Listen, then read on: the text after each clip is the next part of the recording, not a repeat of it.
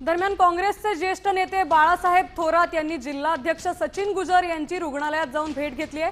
थोरात यांनी अहिल्यानगरातील ढासळलेल्या कायदा सुव्यवस्थेवर टीका करत गुन्ह्यामागील सूत्रधार शोधण्याची मागणी केली आहे। पोलीस काही करत नाहीत, त्यामुळे गुंडांचे मनोबल वाढत असल्याचा आरोपही त्यांनी केला आहे।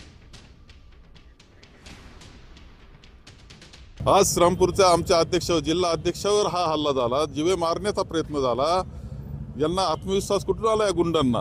याचा अर्थ याच्या पाठीमागे कोणते सूत्रधार सुद्धा आहे। या सूत्रधाराचा सुद्धा शोध हा घेतला पाहिजे, या मताचा मी आहे। आणि फेक व्हिडिओ तयार करतात। आणखी एक गुन्हा दाखल झाला पाहिजे फेक व्हिडिओचा, जीवे मारण्याचा प्रयत्न। हा व्हिडिओ पूर्णपणे केस दाखल झाली पाहिजे आणि फेक व्हिडिओ केल्याची सुद्धा वेगळी केस दाखल झाली पाहिजे।